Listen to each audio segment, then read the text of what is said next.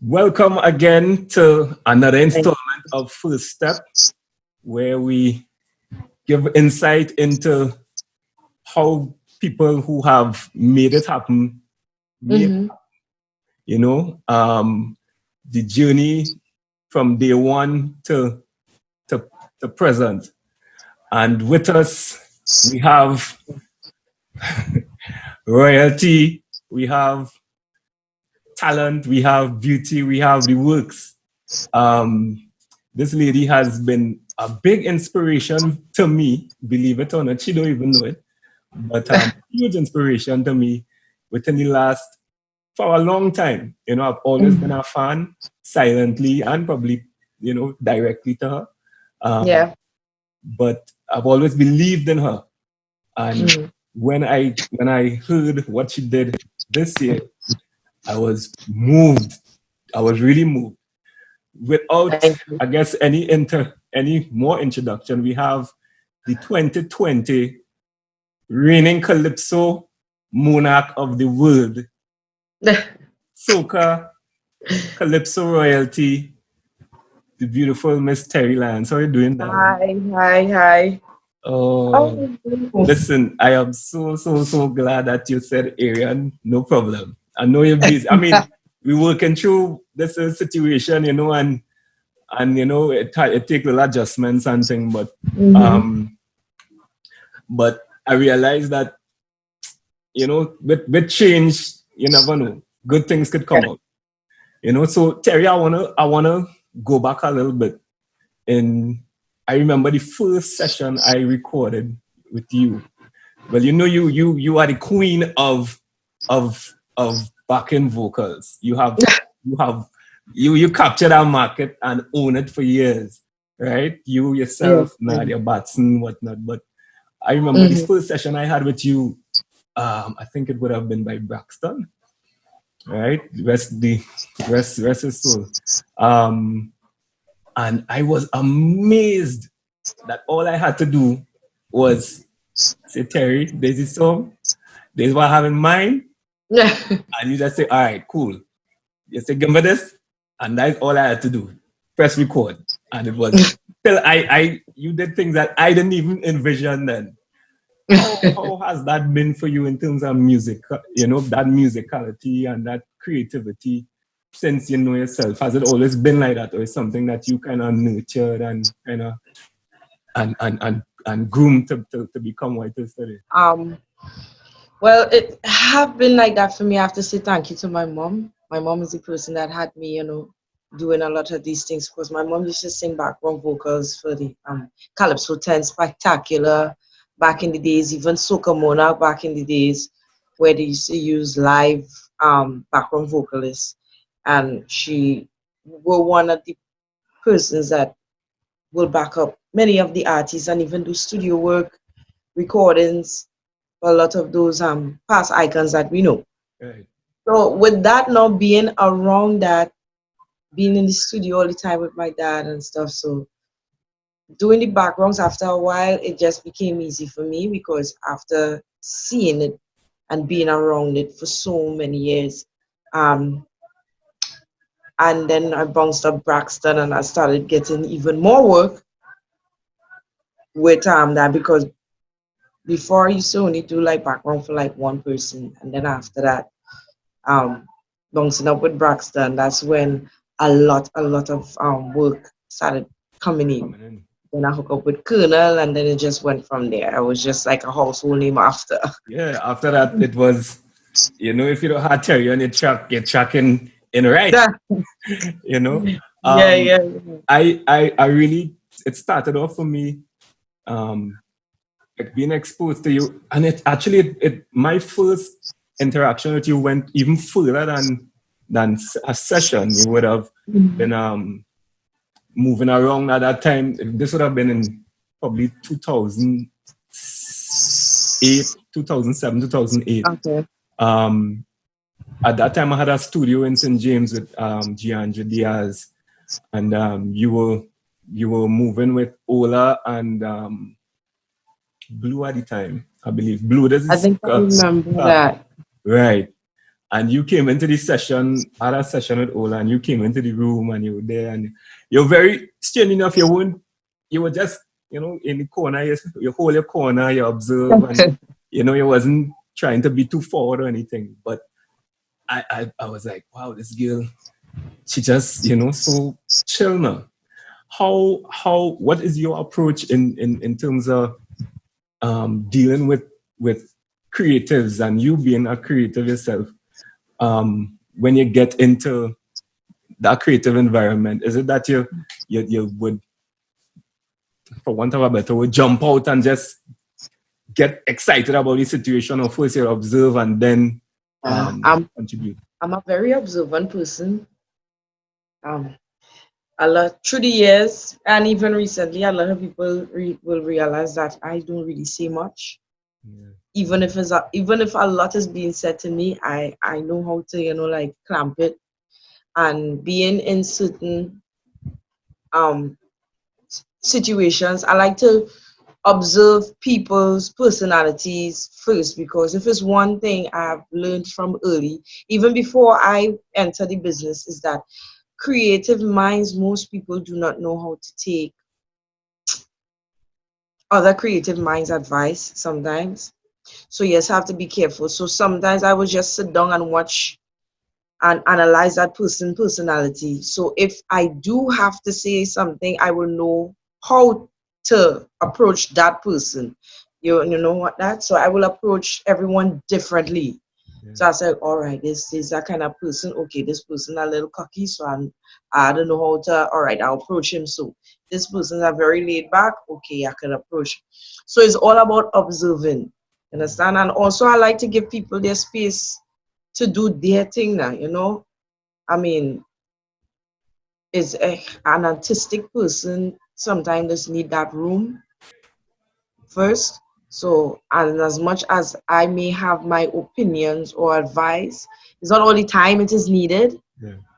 I don't know if that is understood, because it has some people believe that they have to put the input in everything because they are at a certain position, but it has sometimes your opinion or your advice is not needed. Sometimes you just have to let people, create their own way, you understand? And if they do ask, then I'll be like, I said, I like it. How about if you try it? So it's up to you. Just try it. If you don't like it, you can erase it or so forth. That is how I will do. You understand me? Yeah. So sometimes you just have to give creative people their space, whether it's a singer, dancer, or whatever. It's true. And I realize a lot of times your approach, and at least my dealing with you, have always come across as very, very humble. And at times I would think, but this girl, you would think that people earn the right as opposed to be a little dotish. Hey, and I know this little one. Sorry, but he just mean he must come in. He must. Anyway, it's how we are stories. What? How you doing, Mr. Man? But I say good day. Singing like your mommy. He just must come in. He must. I think he's gonna be the next one, Terry. I want to tell you that. All right, go get done. Beautiful. Yeah, but I always found you way humble, and that is one of the biggest personality traits for me. One of the things I admire most is humility, and the bigger you are, to me, to be humble and open with people is to me the biggest. Put everything aside, your skill, your talent, your achievement, humility, I think it is, and you definitely have that. No, that also comes again. You'll find I'm mentioning my mom a lot, because she's a person that used to sit down and study life in a certain way and actually explain it to me. And being humble comes a lot with not just how your situation, how you grow up and stuff and things like that. Sometimes it's just, how I could put this, boy, is understanding somebody else's situation. You understand? Even though you know you are the best at something, and even though you know you're better than somebody, you can't come over to that person like that because you don't want to discourage them. Because you at one point was in that aura that, you know, like Stage, yeah. you were helped. You ain't think you're good enough. You ain't think you. So you as a person, as much as you maybe accomplish everything and you have maybe all the rights to be cocky and you know, hey, I see best about, you still have to keep that sense of, yo, there is people around me that even though I myself, Terri Lyons, don't think that I did anything, you know, extravagant yet to say, well, yes, I make it. There's still people that look at me and be like, yeah, you know how much you motivate me. So I now have to be careful and stay humble in the sense that, like, all right, I can't come over cocky to this person because I could discourage this person. Easily. You understand me? Yeah. And it have some people out there will be like, well, you could tell me what to do. I had this and I had this and I had this and I win this and I win this. Right. And then the person who now trying to just get some kind of advice or something from you, some kind of encouragement from you, is now going to pull back and fall more into a hole. Because the way how you speak to them is like they will be able to do it then. Yeah. But if you come to them on a level that, hey, put away all your accomplishments, just put it on the side and just level with people, sometimes you realize you will be able to pull them out of a hole that they themselves can't even pull themselves out of. So it's really very, very nice to just be humble. And that also will teach some people to, you know, when they do reach in that situation, to pass on that same, you know, to somebody else. To share it. Not every, you know, you do hide sometimes, and sometimes you just learn things from other people just being humble and just watching. Observing. Yeah. Yes, and you just pick up a lot. Yeah. Just pick up a lot, because then people just end up being themselves around you. They don't have to be uptight because they're like, oh God, I wonder if Terri cocky boy, I wonder if she this boy, I wonder if she full of herself. Yeah. But when they realize I is a goofball myself, then they open up and they be themselves, and I sometimes learn things from them because, you know, because I can't do everything. Exactly. And I think that's one of your, as I said, I think that would be one of your biggest strengths, apart from obviously your voice, which you've been blessed with, right? And that intuition, musical intuition. But you in a space, and you I think one of your strengths as well, from me, from my observation of you, is reading a space and reading the environment and knowing how to adjust to suit, which you said a little earlier on. Yeah. I want to find out in terms of how your walk was, right? Knowing Terri Lyons from, as I said, my first interaction would have been probably in 2008, that you and I probably didn't remember, right? But was first dealing with you. And knowing the skill that you possessed. And it is almost like it seemed as though the stars wasn't aligning for a while, you know, and it had little struggles, little things to tweak and whatnot. How has it been for you moving from that? What were the steps for you? As I said, trying to get the whole process together. To get is it a mental? Is it a spiritual? Is it a, you know, what worked for you, you think? Especially to put you in this position now where you are currently. Well, it was everything, yes, mental, spiritual. Is about, actually, it was about finding that inner fight, because as I always tell people, as don't care how much of an entertainer or as they call it, public figure, I am human. I cry, I get frustrated, I wonder how I'm going to pay my bills sometimes. I go through the same thought process and feelings that the normal man, who they will think as the normal man on the ground, will.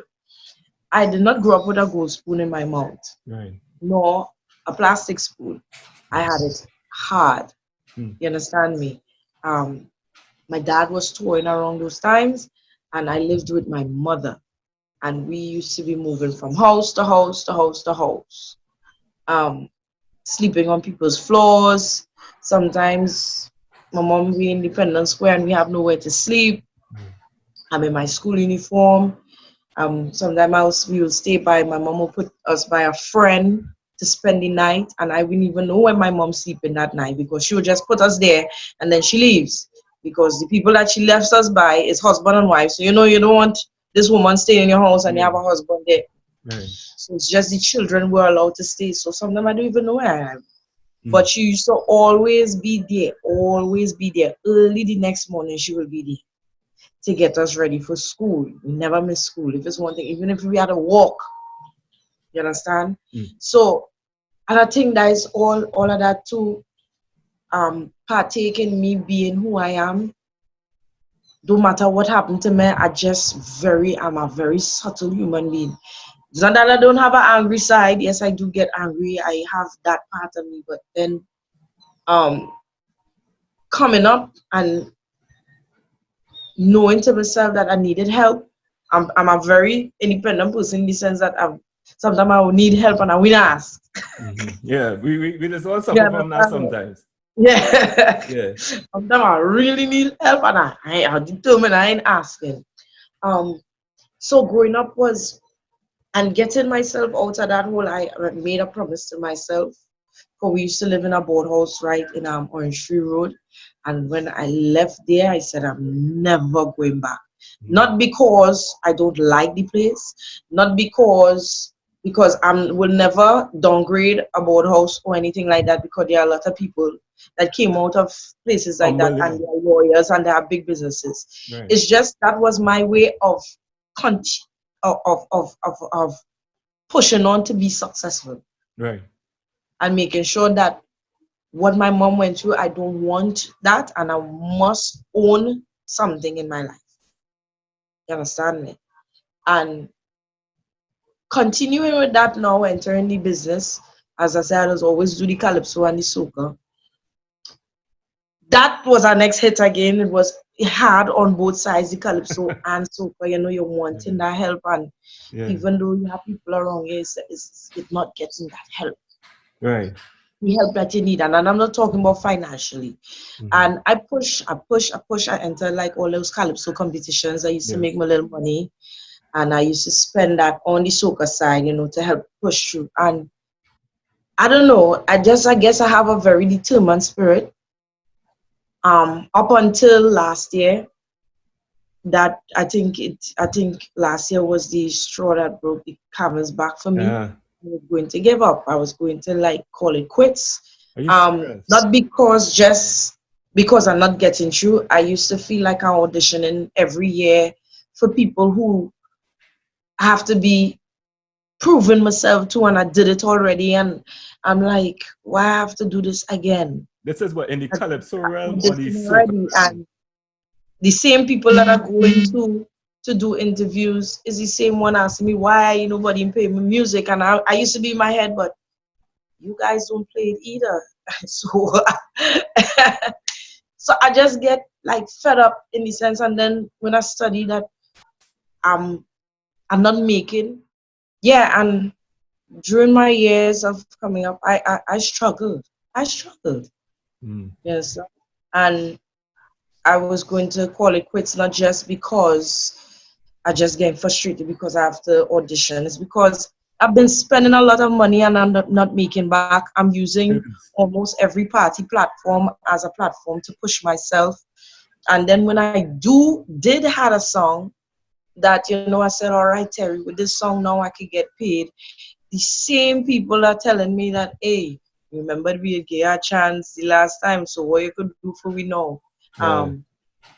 You could give it free now because we gave it free the last time. It's like, so I was like, hey, I'm not winning here. So I say, you know what? I put my foot down, and with that, I wasn't getting no shows, and I kept putting my feet down.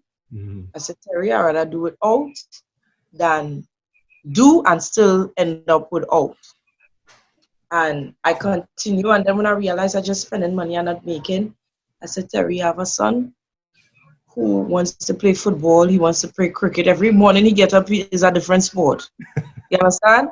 And as much as he's young and he ain't sure yet, I want to be onshore with him and spend my onshore. I want to spend onshore money behind him. Right. You understand me? because I spending money behind myself and I'm not making back. I said, so this money here, let me keep back for my son, Right. for his dream. And You know? that is what I was going to do. And I actually had an interview on Loop, TT, with Laura, and I told her that. And I was serious. I was serious. In fact, after that interview, that was it for me. Wow. I wasn't recording. I was doing, the only thing I was doing is like background vocals, you know, because I just go to the studio and that. But like to say any material from me. And then out of the blue, some months after, out of the blue, Full Blown Entertainment called, and although I met with them before, and then when they called me back some months after, coming into this year, it was like, I said, boy, I said, I ain't really doing nothing, no. I said, that's it for me. Yeah, nah, you can't be talking. I said, no, I'm serious. I said, I ain't doing nothing. I say, if you want me to do backgrounds on anything that, you know, you're writing for, whether if it's Marshall or whoever, let me know. I will come do it, so forth. I said, but I ain't doing nothing. They said, nah, we'll call you back. So they end up calling me back sometime after and said, Terry, we're working on a project here with Kes. And your name come up and Kes want to work with you and so forth. I was like, all right. How you going to down, Kes? Oh, God. Yeah. I was like, get them, and Kes really interested in working with you. They say, yeah, because they want somebody new. I was like, you know what? I said, maybe there's a sign. Because the era that I grew up in, you had to be already blown up or big in order to get to do songs with these people. You understand? Right.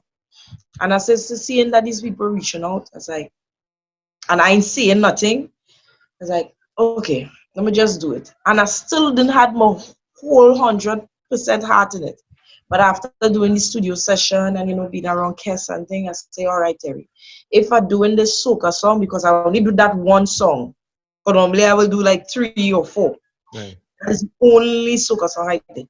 I said, Terry, if you're doing that, you can't do the Calypso, like the soca, and you ain't do the Calypso. Right. I still never do the Calypso.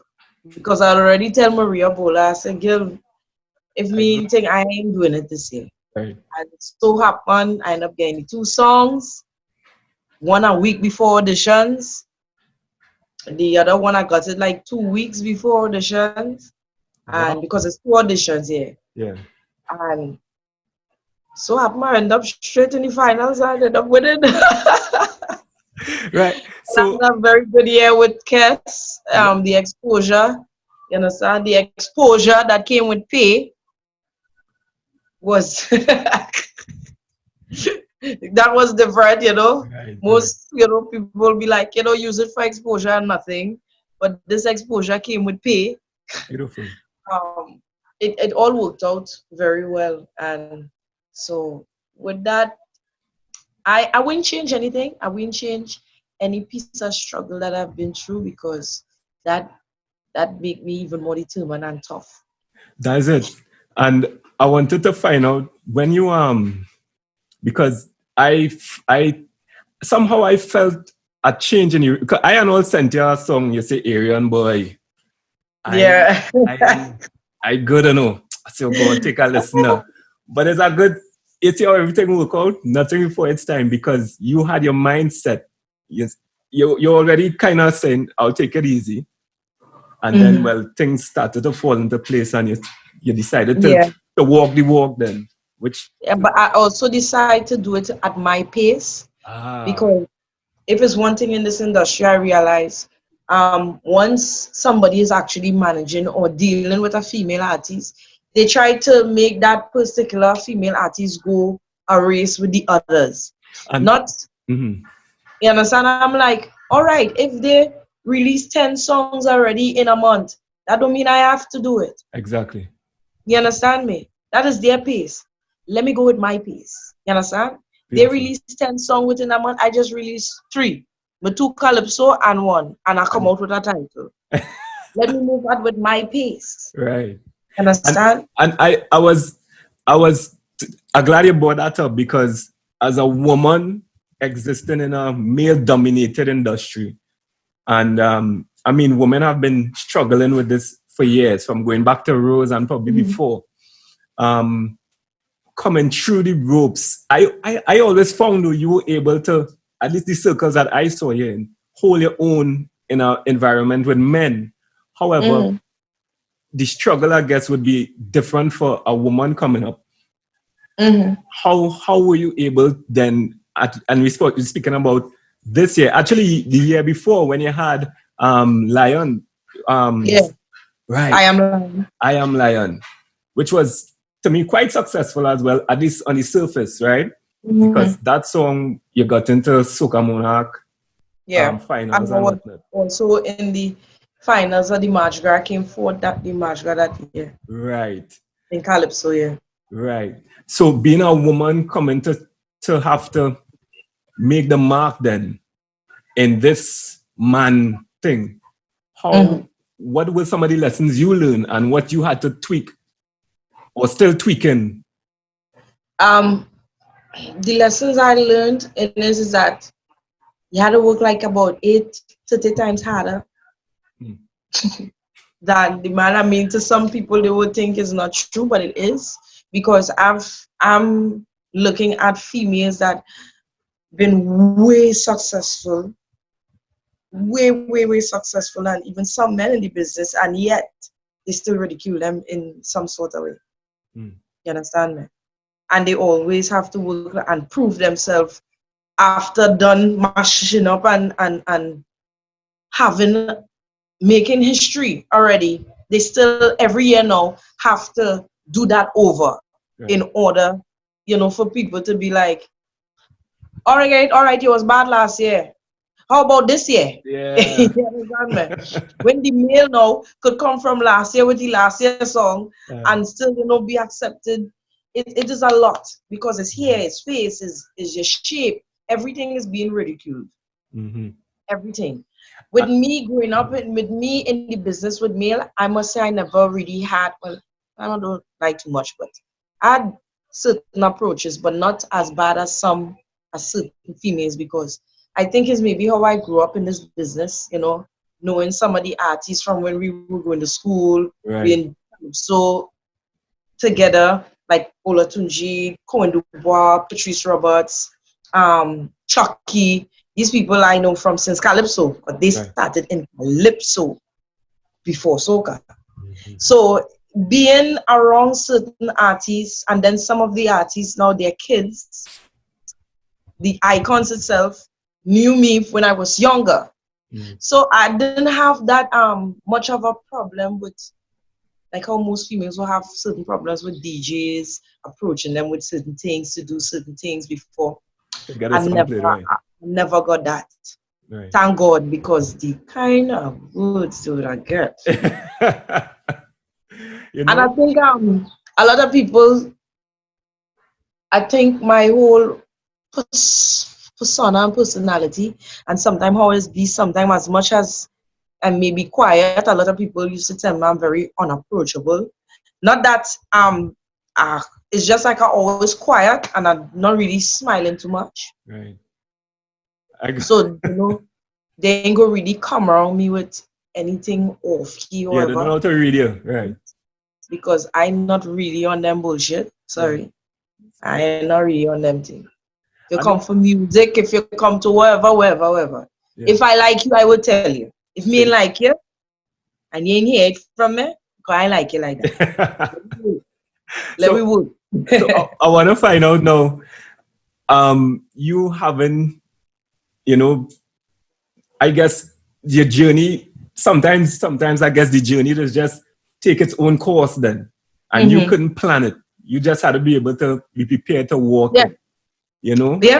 So 20, I saw a transition when you're here, and I'm now a huge advocate for natural hair, especially with African women and African people having, the struggles and whatnot. You came with this. So I saw your Instagram one day and it was just boom, like, big fro. I was like, beautiful. That's it. And I said, wow. So I felt a change. And that was even before Mm-hmm. the songs happened. You know? Yeah. I saw something and I said, wow, it stood out. It was different. It was bold. How much does a person you think have to stand up in themselves? You know, and you had to stand up in yourself 100%. even if the industry didn't want you to do Even something. if the industry don't like, you understand? Because there are a lot of people didn't like the afro. And when I say didn't like the afro, is that they didn't like it, they just find it looked too, and in the beginning, they find it looked too 70-ish, too 80-ish. Right. But I wasn't going and dressed like if I in the 70s. I wear the same new era styles and all that sort with my heels and my short pants and my thing and so forth. But it's my hair. If I could go up on stage with pink and purple and green hair, why I can't go up on stage with my afro? Exactly. What is the embarrassment with an afro than going up on stage with a pink hair? Yeah. I didn't grow the pink hair. Everybody know the pink hair is not my hair. That's yours, for sure. It's not mine. And I'm actually, when I now started it and I came on the first time with the afro, I didn't really touch stage yet, but I went to something right in Couva there. And somebody was like, she said, I like the afro. And then there was like, so what you doing with your hair for carnival? You're not gonna go like that though. I was like, and that even triggered me more to do it. Yeah.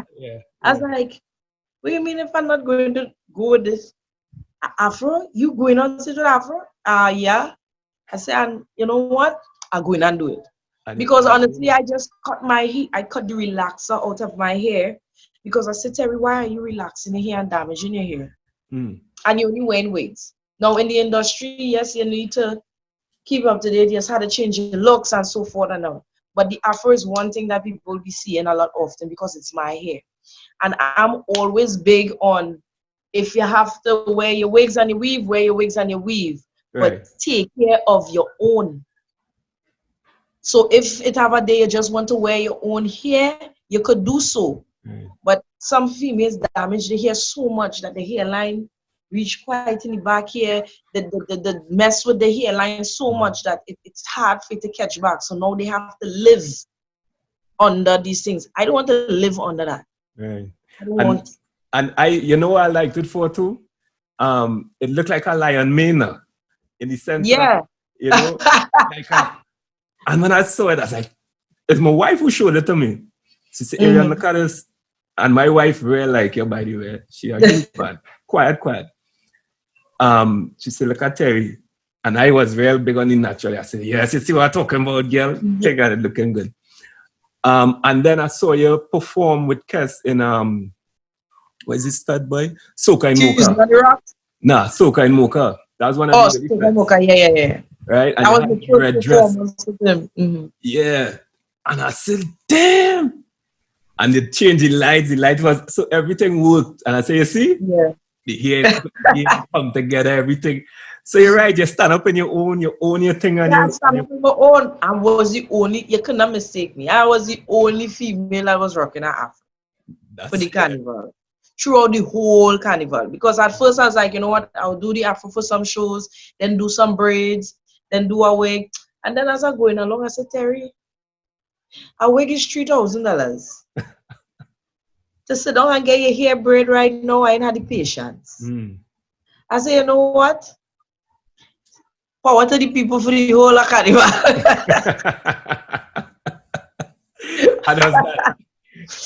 And it was that. And I just went with my afro and just rocked the hell out of it. And I think when people realize that, hey, I could wear the afro and still look real good. And I think that is what people didn't think. That's why they was like, you're not going with your head. So because they didn't know how the afro would have looked. I think they thought, well, all right, seeing that she have an afro, she's gonna wear red bell bottoms and no. It's my hair. Yeah. I'm going to dress the same way I will dress if I had on long. You understand? Yeah. And I was always telling people, I just only wear wigs. I don't sew in any weave. I don't do that because that's damage. You understand? So as I always say, I don't have no problem with people wearing the wigs, but take care of your own hair. I want to find out from you when you so after you did the recording with Kes and well full blown reached out to you. You went in the studio with Kes, you did the song, right? Do you felt anything after the recording apart from knowing well there's two juggernauts in terms of talent, yourself and Kes, you know, but did you think after this that it was going to do as it did? And then moving into the calypsos as well, did you foresee it that it could have had the impact that it had taken you to win the crown? No, I didn't have no idea. I didn't. And then anything I doing, I don't really go with the forefront and be like, you know what, I'm going and take this. I'm going and take. Right. I really, I just do it because I love it.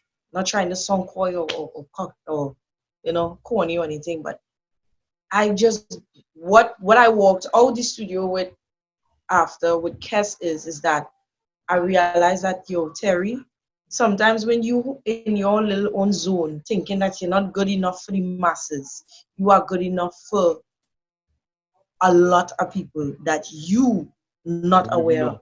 Yeah. So sometimes when you say, God, them don't like me in this industry, I'm not good enough. That is just a small amount of people that you think is a lot. So let me say the industry is made up of 10 people. It's just 3 that really, you know, making you feel well is everybody. Yeah. And then when you realize, because I would never think yes and them will ever have me in the mind. I would think they will call the ones whose names are popping at the, you know. I got you understand them? Because I've been to sponsors to get sponsors. And I talking about the well-known name sponsors them. Right. And they were like, you know, once your music not playing plenty on radio or stuff and then like that, they're not really, because they're not really getting anything back. Right. They're not getting any benefit from promoting somebody who songs not playing on radio. They must be able, if they hear like I in a lot of shows, then I will get that sponsor so their name could be all over. Yeah. So, and then I grew up in the area where sponsors used to grow with our artists. You understand? They actually see something in an artist and know that, hey, your name is big as Marshall or Destra. But the same way it could go. The name out there and you have real talent. So you know what? Billboard thing. And with that now, that even make it even bigger because they help putting you out there. Yeah. But these sponsors these days, they, oh boy. Yeah. It's like, so what song you have? How much shows? The songs as real play? I don't know it. So it's like, when it get bigger, then we will sponsor you. And I say, you know what, Terri? Spend your money on yourself. Yeah. And I take my last. Arion, when I say I took my last from my account that was keeping for my son and gamble it. It was the biggest gamble in my life. It's the best one though, you see him and spend it behind both the soca, you know, in clothing because I didn't have no sponsor. No sponsor ain't gave me no clothing. Right. But thanks to it's Hype TT was giving me clothing and Millie's boutique, they, you understand? But the amount of shows and thing I had with Kes alone. And then the Calypso tents that I was doing every Thursday, Friday, Saturday, and Sunday is different crews. And then I had to spend money for 2 presentations. That's for Calypso, 2 songs. Right. That's a lot. So I gamble and I said, you know what, Terri? Just if you have to do this thing, just go out with a bang. Go do it. Go off. Step it. Yeah, and then it ended up when they're calling down the names of the results in the Calypso. I was actually in the car on my phone. This is on final night? Yeah. And everybody was by the stage. And I was in the car and everybody was like, Terri, come out of the car. Come out of the car. They're calling results. And I was like, okay. When I hear my name, I will come out. I said, bye in the car. I was actually eating and on my phone. And then it came down to like myself and Corinne Ashe. And everyone was like real excited. And then when they hear Corinne came second, everybody jumping up and it was like, like, calm down.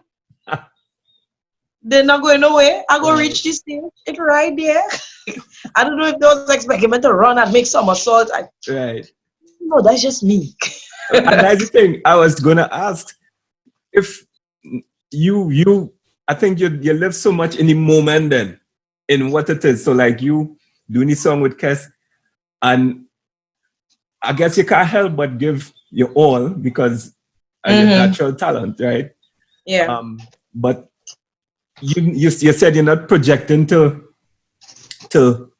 crown and I go and win crown and this, that. You just do your best in the moment, I'm assuming. And then it will work itself out after that. Yeah. And then I was always set my mind in this industry, you never know it. Right, I have a lot of ballers good. So I always set my mind in the sense that, you know what, Terry, just go do your best. And if it turns out how it's supposed to be, if it doesn't, you did your best. Yeah, man. And that night, as I wasn't saying it, but a lot of like all the elder heads, like the icons, were saying it. They said, Terry, judges didn't crown you that night, you know, it's the people crown you. Wow. And you say, when the people crown you, you're a queen. That is when you really win. Say, when the judges crown you, you just win. You see, but when the people crown you, that is it. Wow. That is it. And I think I understand what they mean. You understand me? Because it's like this is the first time in years that they ever see like people make a big deal of the winner. You know, because normally when somebody win the March Gras, is like this one win the March Gras, and everybody like okay, right. I'm going on the business. Right. This year when I won, people was like, girl, if you didn't win, we was mashing up this place tonight. We was ready to mash up the place. You understand? And people shouted my name, Terry, singing the song when I come off a stage. It was, you say, even after the amount of congratulations from all over London, Germany. Wow. These people were saying, Terry, I ain't come to Calypso Monarch in years, in about 8 years. Instead, I came this year because of you. Wow. And that was a good feeling. It was a good feeling. When the people crown you, that is it. I think how do you in terms of having that belief in self, you know, and that confidence to take that gamble. And it's a big gamble too, because your little boy just come and hug you up, you know, and decide, you know what, I done put my best in terms of I guess what I could do to deliver these things. Then I just go all out. You had any doubt in terms of when you were making the steps? Or yeah, of course. Because I was saying, girl, if you ain't make it to this finals, that is it. What are you gonna do after? Because then you'll be the hell broke out. Son still needs to go to school. Things still need to be bought. You know, so I was really two-minded, and then I was like, you know what? I done in it. And I say, if I'm going all out, I'm going all out. So I say, you know what, Terry, you normally just perform and you just do well. Yes. Say, but this year is not to just perform and do well. This year you have to overdo it. So anytime I hit the stage with Cass, I overdo it. Yeah. Anytime I hit the stage with the Calypso songs, I overdo it. Because I remember after performing for semi-finals, the whole crowd was singing my song. Oh, Harry. Go Harry. Yeah. So it was kind of difficult for the other person to come up and sing that. And I remember my team who was around, they was like, Terry, you see that performance you put on for semifinals? You had to do that for finals. Wow. I was like, why? It's like, yeah, you had to do that same thing. I said, I'm not going to do the same thing. I said, I overdo it in semis. I said, I'm going to overdo it for finals. And it's the same thing I did with Cass, up there on stage with Cass, and I'm pulling Cass, pushing him on. I see her off of the mask, but this girl. This year is not the year to just perform. Since Terry had to overdo it. You don't step out with the afro, overdo it now. But and that is exactly what I did. But it was fun, though. It was fun. I totally enjoyed, because what happened for me this year, I wasn't in the country. I was in the US. And so I heard, I was kind of monitoring things remotely. The only thing I got to see was you in Mocha. And then I had my event for Carnival, and then I left. And so I got the results in Florida. Yeah. And I say, I'm so happy for you, blah, blah, blah. But coming out of this, and you now realizing, you know what, your car just is overdoing it. Is this now how you gonna approach Terri Lyons moving forward, or is it that you're of course. Yeah. In certain instances, sometimes you just had to come out of your comfort zone and just be a little bold. And sometimes you just have to recognize, sometimes as much as you may think, maybe other people have a part to play, but you also have a part to play in getting yourself out there. And sometimes pulling back for a greater time later down the road is not it. Sometimes you just have to lay it out all now. Yeah. You understand? And they will be getting a lot of overdone, Terri. From now. From now on beyond. A lot of overdone, Terri. I mean, like, now I speak to now, it's like, what I have to lose? I've been to the bottom. I know how the bottom feels. And when you reach there, the only way you could go is up. Wow, beautiful. True. You understand, man? I said, I don't know how it is. I don't know how to deal when I don't have. I know how to survive when I don't have. And now I know how to survive when I have. And that's why I say I will never change anything that I've been through, because now that I'm in the opportunity of having, I know how to manage that now. I know where I've been, and I don't want to go back there. Yeah. You understand? So I will not change not one thing. Everything that I've been through in my life, all the crying, all the frustration, all the depression, I will not change it. I'm not changing it. How useful now? I saw another interview where you're speaking about support and those things, and you mentioned it in this, and you mentioned it here.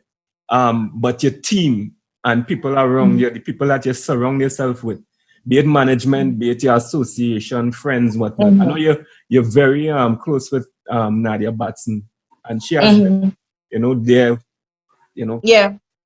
through the band and whatnot.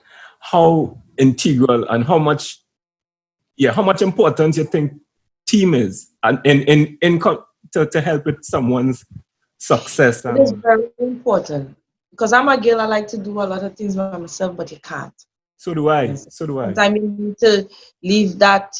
If you want to write down the list of things that you need to get done, and you let your team handle it to the best of their ability, you could oversee it. You could, tap back on it, make checkups on it, make sure it's being done, and so forth. But to do all by yourself, you need the team. Sometimes you need ideas also too. And even though you mightn't use their ideas, sometimes their idea might wake up something in you. You understand me? So the team is very important. Very, very important. And I like working with new people, because, as I said, I was always keep in mind how I was, and there were times that I wish people would work with me, give me a chance. Yes. But I wasn't big, or I didn't have a big name, so to them I didn't have no kind of credentials.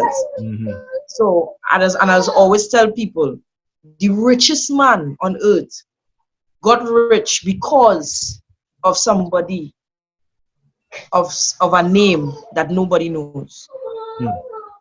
You understand? Yeah, I got you. The richest man made his money through people, through that one person. His right-hand man is not even as rich as him. Yeah. But he's the person that made him a billionaire. Yeah. You're quite right. That person's brains is what made him a billionaire. But that person is not even a billionaire. So when you're just looking for people who just have, oh, well, yeah, I see you work with Marsha, I see you work with this one, and I see you work with Jay-Z, and I see you, so that means, yeah, you're legit. Sometimes all that, sometimes they just a name. Very true. Sometimes you just have to give somebody a chance. There's nothing wrong in giving somebody a chance. Give them a chance to fail then. That's what I say. Give them a chance to fail. That's it. And I watched you, you had a song, you had some, I mean, you had some moderate successes in the past. The song you did, I think Colonel would have produced it. It was a few years ago. A song I really liked. You entered Young Kings, I think, with it. Yeah, Can't Stop Moving. Right, Can't Stop Moving. I love that song. Yeah. I love that song. And I based on that, I thought I was watching you and from a distance again. And I was saying, you know, this might be the platform that Terri kick off now. You know? And sometimes you have this success, then it drop back. Then you might pick up again, then it drop back. And then it comes to a point where, like you said, you know what, boy, I gotta know. And you still go back. Yeah. You know, how has it been for you to, you know, through all them past failures or success and failures to the wayside and move forward? Actually, I learned from those past failures. And one of these things I realized that all had in common is that I wasn't doing me. You was what? I wasn't doing me. Oh. Like, you know, you're coming up in the business and everybody have their advice to give you. You should do this, you should do that. This is what going now. This is what trending now. And what I realized this year is that I am not a trender. I am a trend setter. There's a difference. You understand me? There are people, and it's have nothing to do with being cocky or anything like that.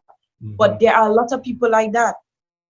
When you look at artists like Beyonce and Rihanna and these people, half of the times, look what Rihanna does have on. You will see anybody else in them clothes?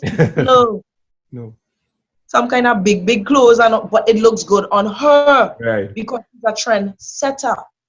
She don't really normally follow, okay, this is bell bottoms in style now, so I wear bell bottoms. You don't really see her doing the ordinary. Right. But she's doing her, and it works. And sometimes when you try to take somebody of that type with that type of artistry and try to make them follow a trend. Yeah. Because we in Trinidad here have a thing, well, all right, he's a female artist. This is what all the females artists doing and it's working for them. No, it's working for them. That is their remedy. That is their recipe for their career. That is not mine. And I realize it has never been mine. Because as much as, yes, I had a lot to do with my writing, my image and everything, I was just doing, you know, what everybody, you know, because I always keep my ear open, I just take advice and everything. Right. But it just wasn't working. And I say, like, you know what, Terri? I doing me. And who complain about me doing me, you can't be a part of my team. Because we have to believe in what we're doing and move forward and push it. So if one man from somewhere say, that song ain't really thing, you know, and you going on that, then you can't be a part of my team. We have to believe in our product. You understand me? We have to believe in our product. That is why I just always use, like, let me say, Nyla, for example. When she had come out, well, people was shooting down this song, the ping pong, pong, pong, pong. But she and her team believe in their product. And they push it. And they made people want to be a part of what they're doing. And sometimes that is what you have to do. Instead of trying to follow everybody. Because your qualities is not like every artist have a different quality about themselves. You are not that. And I realized, I say, you know what, Terri? I forget this. I doing me. I want to dress how I want to dress. My weird style, I go in and do it. That is me. That is me. And it works. It works for me. Yeah. It works for me. You understand? And that is one of the things that I will ask all artists to please do. Find yourself. Yeah. And be you. Don't afraid to be you. Not because it's not looking like the rest of female artists and them. That is okay. That is fine. Yeah. And that's just it. I think with you owning you and realizing you do your little checkout, you do your internal little checkout and say, you know what? I nothing to lose again. I'm just go out with a bang being Terri Lyons. Talk done. And this out of that, this product came out. You know? See? Oh no, I was just saying, you know, you decided to own yourself and not be ashamed of that.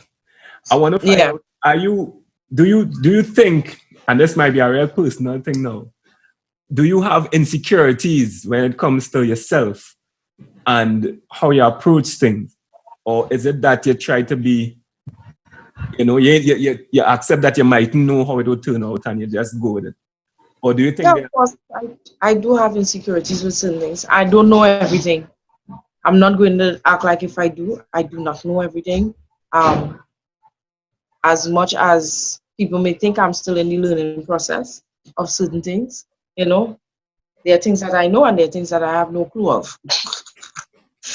You understand? So yeah, I do have insecurities, and especially in this business, they actually force you in somewhat way to have insecurities because they're letting you know, like, hey, if you don't look like this, you're not gonna make it. You could have the biggest song. If you don't look like this or you're selling this, you're not going to make it. And that brings on a lot of insecurities, not only to artists, but even the people who come in to see you perform. Because there are a lot of people, John Public, who actually come into the parties to enjoy themselves, went and get a lot of things done because of insecurities. You understand, man? Because of how the world is, how the world set up for us to think how things supposed to be. Yeah. Hence the reason why some of them will never show the hair. Because they're very insecure with the own hair. Yeah. That's interesting. And I think you find the people who are most successful, and I'm glad you said that, and I agree with you. You, in terms of your style and your approach, are a trendsetter. Yes, and they are. A trendsetter cannot succeed being a follower, or you want to still be relevant, and you still want to be with it. You can't expect to come in 2020 and bring in some old 2001 style of music, and I talking from a production style, right? You could imagine Michael Jackson and jeans, baggy pants, and a big top. It just would not work. You could imagine what his name? Who sang Purple Rain? What's his name again? Prince. In normal clothes. He's the only straight man I see used to wear heels. And that's it. He had to own that here himself. That is but that was his look. That was him. He could identify with that. That is him. And he could identify. And I really I just have a few more questions before we look to tie things up here. You know, but in moving beyond 2020 now, 2020, you know, nobody could have predicted how it would have turned out. No matter all the ideas you had for 2020, you just had to throw it out the window, right? Yep. Because for this year, I was saying, boy, this girl, I'm talking about you. It's bookings now being here, we there, we doing thing, and all artists now had to just watch all these things just flutter away. Within this time now, I guess this long time, as much as it could be, you know, I'm sure things still happening behind the scenes. How have you been able to utilize it to try and plot and move forward for the things in the future? Well, thanking God that for a great year still, and with the life to still be up to think of what was my next step. That seeing that I've been doing ads since, so I'm still doing that because they're essential companies that's still running that one ads. So that's how I make my money on the side, through online and doing those ads. As I said, everybody felt a loss this year. There's a lot of invoices too that I sent out before and stuff, so there's a loss. And moving on from here, I'm just trying to to get into other avenues that doesn't have to do with singing, because this shows us a lot that we are non-essential.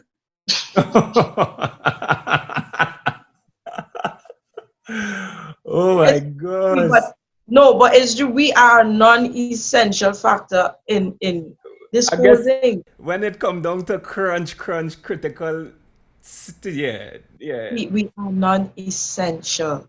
You understand? Because they could play the music from way back when. Right. And if we have to do music, we could just, record and put it out, but we can't perform it. So we are non-essential.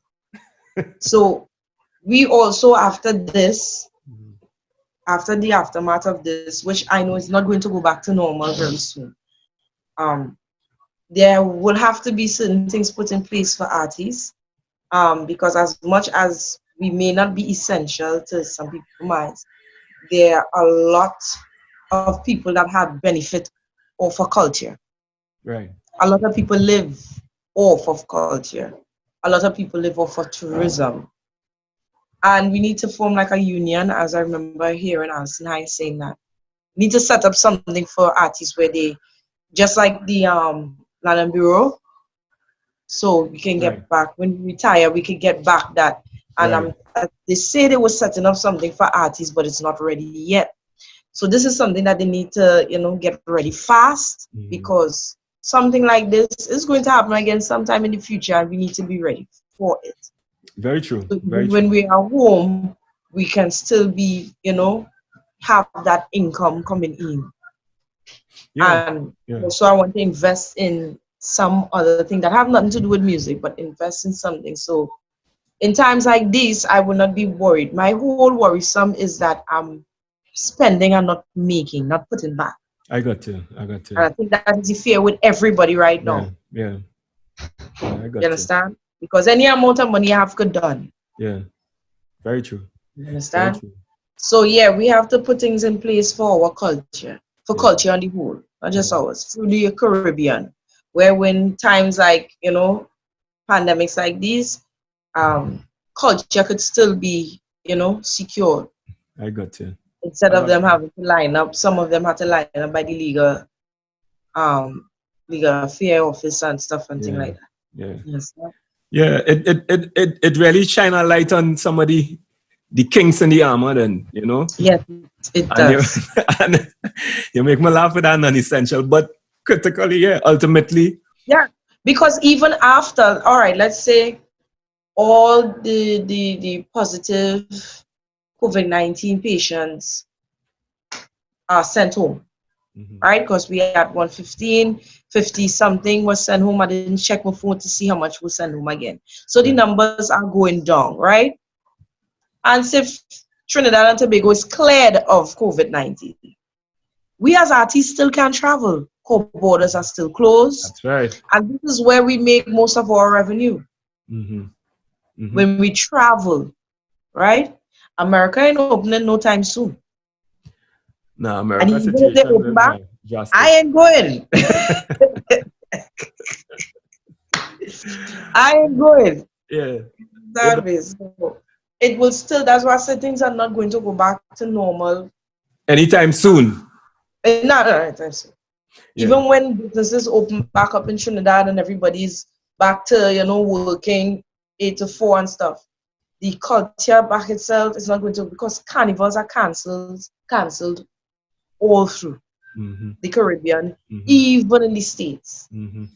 England, every single person cancel the festivities. The way looking 2021 and all might be questionable. It is not going to be said, might have, we're not showing. Or that might be the first carnival after the whole thing, The last thing, I have what I call the playbook.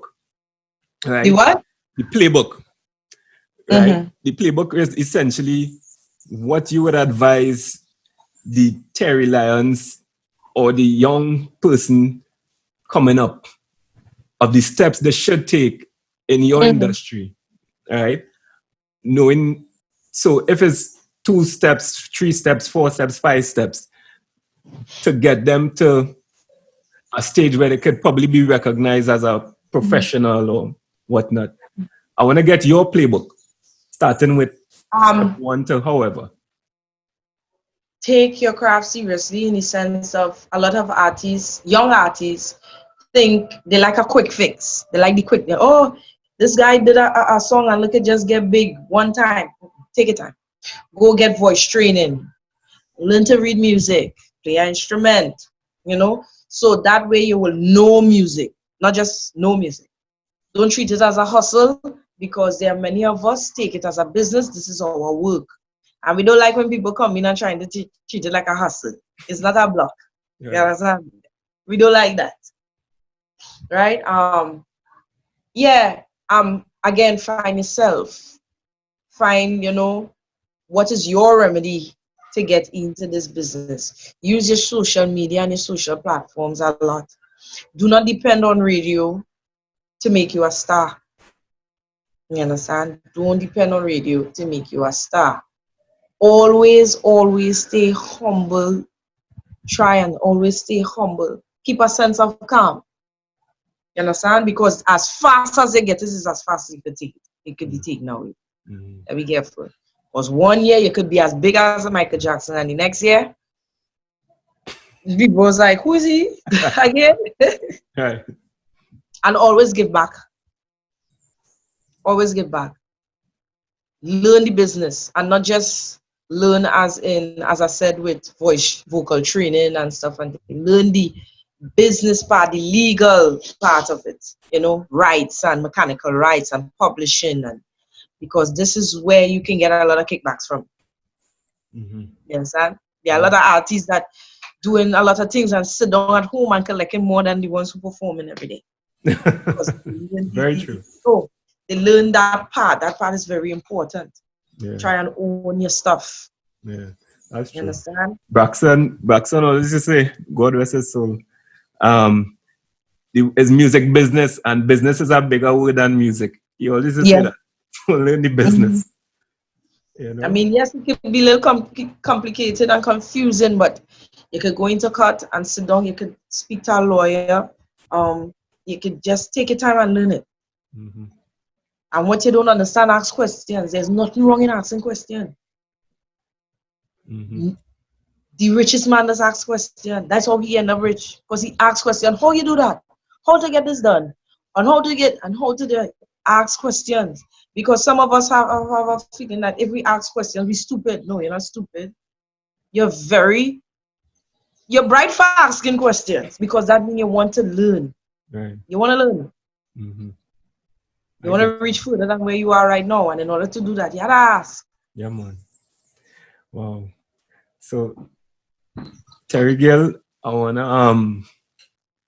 wanna tell you thanks so much for taking the time to share, your past, your present, your future, the tips, and just sharing all the steps that you think you took and anybody else who want to follow suit should take, to get them to wherever they need to be, in whatever field, I guess, that they figure they want to be in. So, very much success to you, darling. I really, really am humbled to have you here, and I really appreciate it. And thank you. I love you a long time, and I have a friend of mine say, Arion, make sure I get Terri Lyons on that show, so that I wouldn't let him bust the mark, but he'll be very pleased to know that this is done. Terri girl, I want to thank you so much, and I'm looking out for this young fella. You call him real quick. Let me tell him bye before I go there. He's still there? Your son? My son, come with us.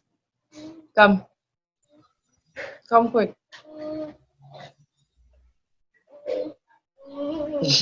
Come faster. Well, when you don't want to come on the camera no more? All right, partner, bye. See you later. Check it. I tell you, thanks so much. Take care of it. Your hand fishy. No, I just realized. No. Go wash your hands. Your hands fishy. No, my hand's not fishy.